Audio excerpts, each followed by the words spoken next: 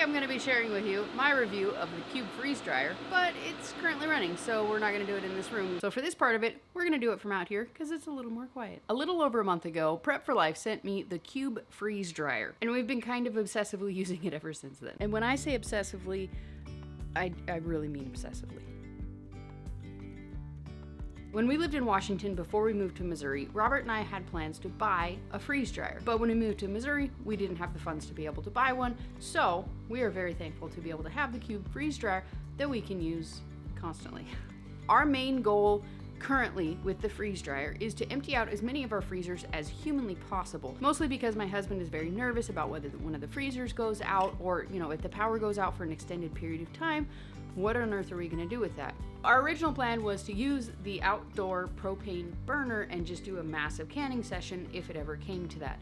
But the wonderful thing about the freeze dryer is that we don't have to do that. We can just do it now while we have the power, and we can store it at room temperature. It takes up very little space, very little weight, which is a huge thing for us. Our house is not very structurally sound, so having a tremendous amount of weight in our house with canned foods, freezers, it's a problem. With the freeze-dried stuff, it removes probably about a fifth to a quarter of the weight, it becomes about 1/5 to 1/4 of the weight depending on the product. What we have going in there right now is actually sliced tomatoes. My husband saw a video on that. I happen to have a bunch of leftover tomatoes from a recipe that I was making, and here we are. We have a bunch of sliced tomatoes going in the freeze dryer. But for the most part, what we've been doing is freeze-dried meats, and mostly sausage, because we butchered 5 pigs earlier this year, and we just had a ton of pork in the freezers, and we're very thankful to have the opportunity to be able to throw them in the freeze dryer and keep them at room temperature. My husband's fears about like a freezer going out or a fridge going out, power going down for however long of a period of time, whether that is through weather phenomena or something else, is not entirely unfounded. Our fridge currently, right now, is not working, and we actually had to bring in our garage fridge, which is probably less than half the amount of space, and we are currently dealing with coolers. It's so much fun. With that fridge and freezer going down, it was perfect timing because we were able to throw a bunch of the stuff that we did have in there into the freeze dryer, and now all that food is perfectly safe, room temperature, doesn't require any electricity beyond the initial use of the freeze dryer, and we can pull it anytime we want to, just add water or eat them freeze-dried, which is something that is phenomenal when you travel a lot like I do, and I can just bring a Mylar bag filled with a bunch of pork and just munch on it on the road, and I don't have to stop and eat crappy food. Not that I would have to, but you get my point. I get to have homegrown organic pork on the road, and I don't have to bring a cooler with me. But all of that aside, I think most of us understand how awesome it is to have a freeze dryer, or how awesome it would be to have a freeze dryer. And really the main thing stopping most of us, I know some people just don't particularly care to have one, but it's the cost of the equipment. And we were in the same boat. We totally planned to buy one, like I said earlier, but we weren't able to do it at the time. We did have it in our plans to purchase in probably about a year. So I definitely fully understand the trepidation when it comes to the budget and how much these things actually cost. So I wanted to get this video out hopefully in time, because Prep for Life right now has a really huge sale going on right now on their website. The Pro bundle that they have with their Cube freeze dryer, which is like the Mac Daddy of them all, is currently $1,300 off. That's a lot of savings if you ask me. I just wanted to point that out in the beginning of the video for anybody who's maybe not gonna stick around to the end of the video, but right now they are having a sale. $1,300 off. Every one of their other Cube machines are also at least $1,000 off. So kind of a pretty massive savings. So why do I think that the Cube freeze dryer is superior to other freeze dryers when I haven't tried any of the other ones? One of the main reasons that I like about the Cube freeze dryer is it is actually manufactured in the United States.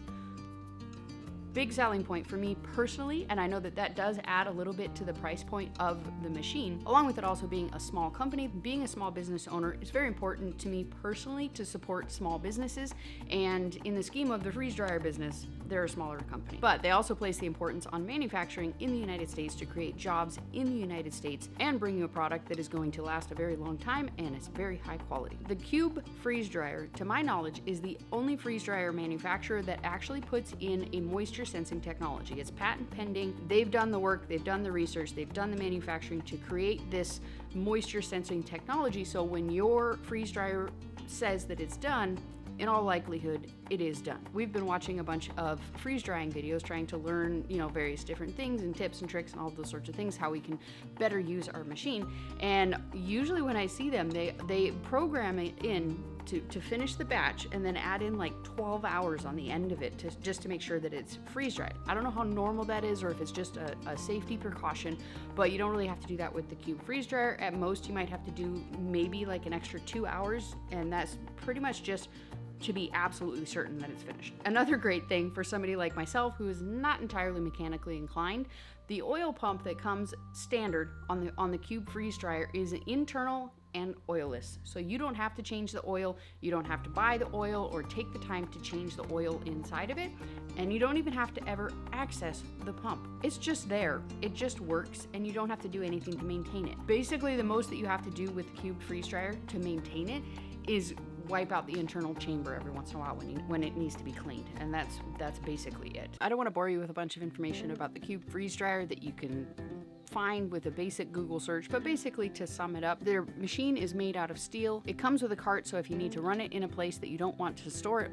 for when you're not being in use, super easy to move. Because the Cube freeze dryer has a square internal chamber, or a cube if you will, the footprint of the overall machine is much less when you compare it to the trays that you can put inside, because most of the other machines have a circle chamber and then you have to fit the square tray holder inside of there, which means that the outside of the machine has to be much larger to compensate for that circle shape. Their Pro bundles also come with Wi-Fi notification, so your machine will send you a text alert or an email or something when the machine is finished, so you know exactly. You don't have to guess, you don't have to go in there and check on it and make sure that everything's done.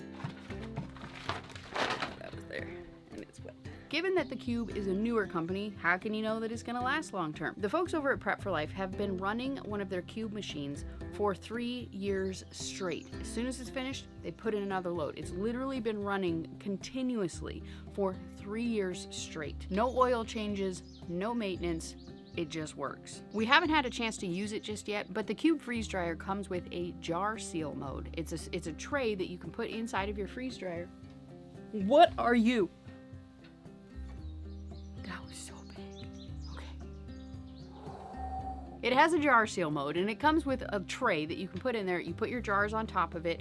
It works like a vacuum sealer because it has a vacuum pump. It is a vacuum chamber, so you can just put your jars in there, get them all sealed in like 2 minutes flat, and you move about your day. In my personal experience, Prep for Life has had fantastic customer service. They've been very responsive. If you do have any issues or questions or anything like that, they will help you. They will walk you through it, and you can get all the questions, all the answers to your questions answered. As a person who is new to freeze drying, a couple things that we have noticed that I think are fairly common sense, but for me in the beginning it wasn't. If you put in unfrozen things, like usually when you're using the freeze dryer, so the package that we were sent came with 4 trays, and that's how many trays fit into the Cube freeze dryer. So we weren't taking this extra step of pre-freezing things because we just wanted to pop it in the freezer.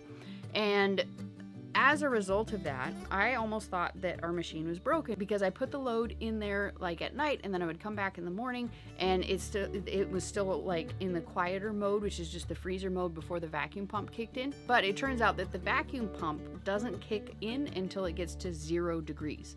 So it takes a little bit of time for that thing to freeze everything inside of the chamber and get it under 0 degrees. So don't be stressed if that happens. I haven't heard anybody actually talk about that, so I figured I would throw that one in there. We ordered an extra set of trays, and we were very much enjoying being able to pre-freeze that. As a result, ever since we got those extra trays, that sucker has been going nonstop, and it is phenomenal. Coming from the canning world, I'm obsessed with this thing. You can fit basically an entire canner load full of food on those 4 trays. Usually when you're canning sausage, it's a pint is a pound the world around. Depending on which of my canners I use, I have 3 different canners. I have an All-American, I have a large Presto, and a small Presto. The small Presto you can fit, I think it's 10 pint-sized jars, and in the cube freeze dryer, you can fit 16 pounds of ground sausage in there.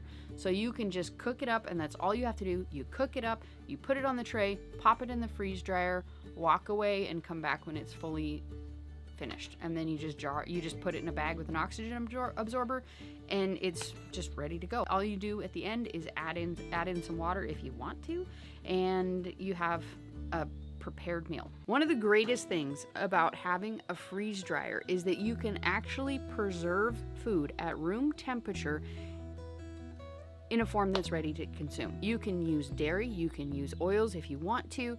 It does lower the shelf life of it, like it's not gonna last like 25 years if you cook with a bunch of butter, but you can. You can freeze dry milk, you can freeze dry eggs, all of the things that you can't do in a canner or even a dehydrator, you can make in there. You can make things that have noodles, rice. I don't eat noodles or rice, but my husband does. So once we get through our freezers, we are definitely gonna be preparing a lot of ready to eat meals, which for me is fantastic because I like convenience. I'm a busy woman. My husband is a busy dude, and having something that you can literally just take a pouch with you, add water to it, and it's ready to go.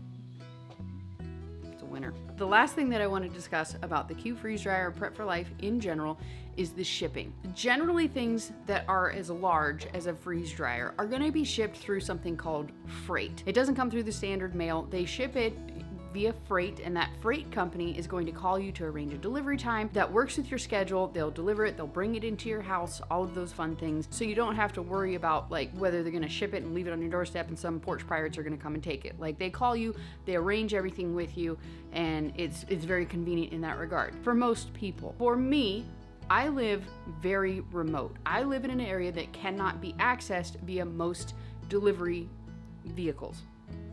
I didn't think about this. I didn't know this ahead of time. In the history of the company, this has never been a problem for anybody, but it happened to me, so I feel like I have to share it with you guys just in case maybe you live on a horrible, awful road that can't be accessed by standard means of delivery, which I should have thought about ahead of time, but moving forward, I forever will. Honestly, the experience actually helped me discover the fact that unless we address our access issues, building a commercial kitchen on our property like I had originally intended is not possible because it can't be accessed via normal delivery vehicles. So for me, when the delivery company called me, asked me for my address, and you know, they looked everything up, they're like, that's not possible. You're gonna have to come and pick it up. So I did have to go to their facility. If my schedule had allowed for it, they would have just dropped it off like at the bottom of our area, and I could have just plopped it on my truck and driven it up. But the one day that the particular company was in my area, I am never in my area. So it didn't work out and I had to go and actually pick it up. And so if you live in an area that is only accessible via 4-wheel drive, it's not accessible by 40-foot tractor trailers,